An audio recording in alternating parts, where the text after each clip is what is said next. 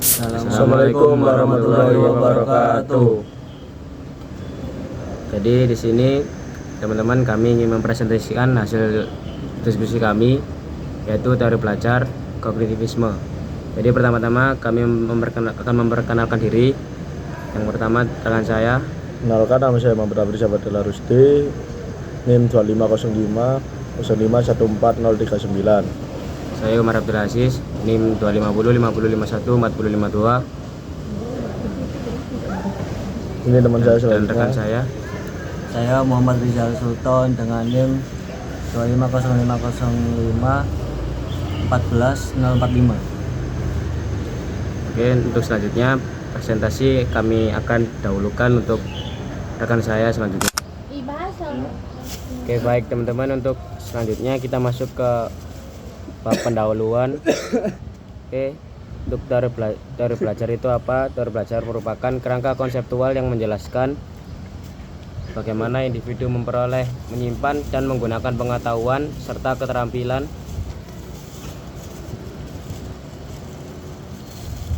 Beragam teori telah dikembangkan berdasarkan sudut pandang psikologi yang berbeda, dan masing-masing memberi kontribusi penting dalam pengembangan strategi pembelajaran. Berikut ini adalah klasifikasi utama teori belajar yang menjadi fondasi dalam praktik pendidikan modern.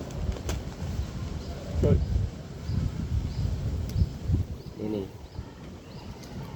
Jadi konektivisme itu dalam teori belajar memandang belajar sebagai proses mental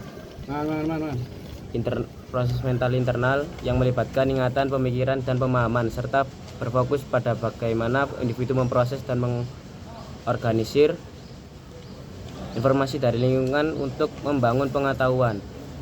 Teori ini menekankan peran aktif pelajar dalam mengatur pemahamannya sendiri melalui interaksi dengan lingkungan, bukan hanya menerima informasi secara pasif. Nah, di konektivisme ini memiliki ciri-ciri. Dari ciri-cirinya, belajarnya ini melibatkan proses mental internal, bukan hanya respon stimulus. Yang kedua, pengetahuan diperoleh melalui pemahaman dan mengorganisasi informasi. Yang ketiga, pemahaman konsep lebih penting daripada sekedar hafalan. Yang keempat, individu aktif membangun makna dari pengalaman. Yang kelima, umpan balik digunakan untuk memperbaiki pemahaman, bukan hanya memperkuat perilaku. Nah, untuk historinya, jadi kognitivisme itu muncul pada abad 20. Nah, kemunculan kognitivisme ini adalah bentuk respon dari teori belajar behavioristik. Jadi pada waktu itu behavioristik itu menjadi teori belajar yang banyak digunakan di dunia psikologi pendidikan. Nah, menurut Piaget, kognitivisme ini belajar itu tidak hanya sekedar tahu, kita juga perlu memahami dan memproses dan membuat hasil dari hasil pembelajaran itu tadi. Kurang lebih seperti itu historinya. Untuk pembahasan selanjutnya bisa dijelaskan oleh rekan saya selanjutnya. Dan selanjutnya, konektivisme ini memiliki beberapa aspek, meliputi aspek filosofis, aspek psikologis, aspek teknologis, aspek sosial, dan aspek pedagogis. Untuk aspek filosofis, teori konektivisme awalnya terinspirasi dari teori lain, seperti konektivisme yang fokus pada cara otak memproses informasi, konstruktivisme atau yang melihat belajar sebagai membangun pengetahuan sendiri, dan dari sistem yang melihat segala hal saling terhubung. Bedanya, konektivisme menambahkan pandangan baru terhadap pengetahuan tidak hanya ada dalam kepala manusia, tapi juga tersebar di luar diri kita. Contohnya, informasi yang ada di buku, internet, media sosial, atau bahkan di orang lain dalam komunitas kita atau dalam kehidupan sehari-hari. Jadi belajar bukan hanya cuma soal menghafal atau memahami sendiri, tapi juga soal mampu menghubungkan diri dengan sumber-sumber pengetahuan itu. Dan untuk selanjutnya terhadap aspek psikologis. Dalam aspek psikologis, konektivisme belajar itu mirip seperti menyusun puzzle. Kita menerima banyak potongan informasi dari beberapa sumber. Otak manusia bekerja mengenai pola, melihat hubungan antara satu informasi dengan informasi yang lain. Jadi orang tidak harus hafal atau menguasai semua secara detail. Yang penting tahu di mana mencari informasi tersebut dengan yang pasti. Dengan begitu belajar lebih efektif karena kita bisa menghubungkan ide, pengalaman, dan sumber informasi sesuai dengan kebutuhan yang diperlukan. Dan untuk selanjutnya aspek teknologis. Dalam aspek teknologis, konektivisme adalah bagian dari proses belajar seperti dari internet, media sosial, learning, bahkan AI seperti ChatGPT yang dianggap sebagai penyimpan pengetahuan eksternal. Artinya otak kita tidak harus menyimpan semua informasi karena sebagian bisa diakses lewat teknologi. Belajar jadi soal menggunakan teknologi untuk menemukan, menghubungkan, dan memperbarui pengetahuan, dan juga menambah ilmu pengetahuan melalui internet tersebut.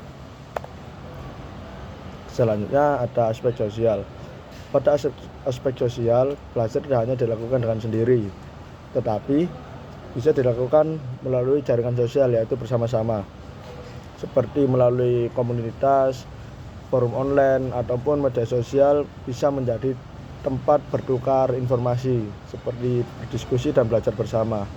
Contohnya seperti kita melihat grup WhatsApp kelas, habis itu forum Zoom online, ataupun diskusi di Zoom pembelajaran. Selanjutnya ada aspek pedagogisis. Prinsip utama dalam pembelajaran konektivisme adalah belajar dengan cara menghubungkan berbagai sumber informasi. Guru bukan lagi sebagai pemberi materi ataupun pemberi fasilitator yang membantu siswa membangun jaringan belajar. Menurut Simon, aspek pedagogis yaitu meliputi pengetahuan diperoleh dari keragaman opini dan sumber, dan juga belajar menjadi untuk bisa membentuk koneksi suatu informasi. Dan selanjutnya kemampuan utama siswa adalah mengetahui di mana menemukan informasi saat dibutuhkan, tidak hanya seperti di kelas, tapi bisa di lingkungan-lingkungan yang lain.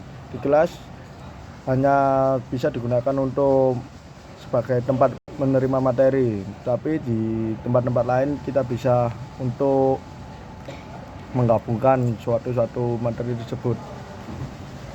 Dan selanjutnya akan dijelaskan oleh teman saya. Selanjutnya, penerapan kognitivisme di lingkungan elektro. Mengaitkan teori dengan praktik atau meaningful learning. Dalam praktik laboratorium, mahasiswa menghubungkan teori rangkaian dengan hasil pengukuran nyata. Misalnya, dengan menguji hukum Kirchhoff, mahasiswa diajak menganalisis penyimpangan hasil eksperimen untuk memperdalam pemahaman konsep. Untuk pemecahan masalah atau problem solving, mahasiswa dilatih berpikir logis dan analitis dalam merancang solusi, misalnya merancang sistem kontrol suhu atau rangkaian otomatisasi. Pendekatan ini memperkuat kemampuan berpikir kritis dan pemahaman jangka panjang. Selanjutnya, kolaborasi berbagai proyek. Dalam proyek kelompok, mahasiswa saling bertukar ide, berdiskusi, dan mengkonstruksi pengetahuan bersama. Hal ini menumbuhkan metakonektivisme awareness atau kesadaran akan cara berpikir diri sendiri dan orang lain. Jadi kesimpulannya, Teori konektivisme menekan bahwa belajar bukan hanya menghafal, tetapi dengan memahami dan mengolah informasi agar menjadi pengetahuan yang bermakna. Dalam rumun elektro, pendekatan ini membantu mahasiswa tidak sekedar menguasai rumus atau konsep teknis, tetapi juga memahami hubungan logis di sebaliknya. Dengan penerapan ini, mahasiswa didorong untuk berpikir kritis, kreatif, dan reflektif, dan menghadapi persoalan teknik maupun kerja tim. Lingkungan belajar pun menjadi lebih aktif dan kolaboratif, menumbuhkan rasa tanggung jawab, solidaritas, dan kemandirian. Secara keseluruhan, teori ini membantu menciptakan ekosistem belajar yang tidak hanya berfokus pada kemampuan teknis, tetapi juga pada pembentukan karakter, pola pikir rasional, dan semangat kolaborasi yang berkelanjutan. Sudah, terima kasih.